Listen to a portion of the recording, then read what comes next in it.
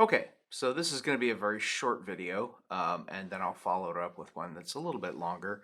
Let me start here with a quick overview of the cultural elements that underlie poverty and inequality, specifically looking at cultural values and ideologies, because ultimately, at the end of the day, those things work to sort of legitimize the status quo, legitimize the unequal distribution of resources, whatever resources we happen to be talking about. So there are two broad ways in which ideologies, or two broad ideologies, I should say, that could shape this debate that people tend to gravitate toward. So in the United States, there are what we call fair play conceptions, and there are what we call fair share conceptions.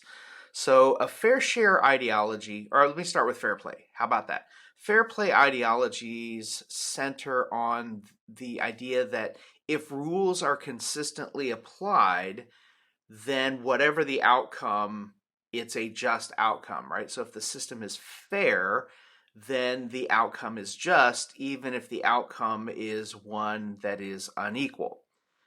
This would, in the United States, often be boiled down into what people call equality of opportunity, right? So everyone has the same bite at the apple.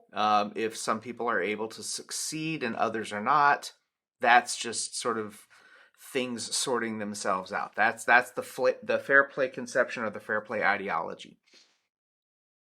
Fair share conceptions or fair share ideologies are centered instead on the idea that everyone is entitled to a share of society's resources, sufficient to allow them to live a kind of dignified, flourishing life. In other words, in a rich society, nobody should need or should come up short when it comes to the basics, right? Nobody should starve. Nobody should be homeless. Nobody should have lack of access to medicine, right? So when you look at these two conceptions, you can see how fair play kind of aligns itself with notions of fairness as a cultural value, whereas fair share conceptions are much more aligned with the prosperity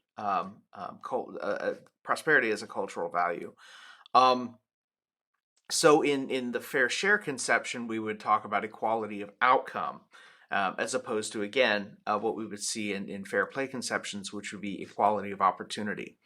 Uh, at the end of the day, I think it's fair to say that um, equality of opportunity um, really is kind of an illusion, right? So if if a wealthy person can use their wealth to give their children, for example, advantages in educational opportunities, in cultural experiences, in opportunities to travel the world and gain a broader cultural perspective. Um, and a poor family is not able to do that because they lack the wealth, they lack the financial resources. Then those kids will not be starting in the same place. There's no equality of opportunity because one of those two kids is going to automatically have a leg up on the other. So the dirty little secret is that at the end of the day, you can't really have equality of opportunity unless you start with equality of outcome, right? So that's why I say it's actually sort of an illusion, right? That we talk about equality of opportunity, we talk about trying to create a level playing field, there's a lot of pull to that. A lot of people embrace that because it aligns so closely with notions of fairness and this idea of a fair play conception of inequality. But again, I think that the minute you subject that to any kind of real logical or critical analysis, I think it starts to fall apart.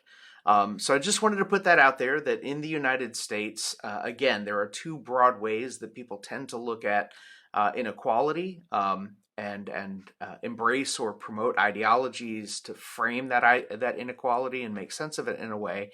Um, the first, of course, is consistent with the cultural value of fairness, and can be summed up as equality of opportunity.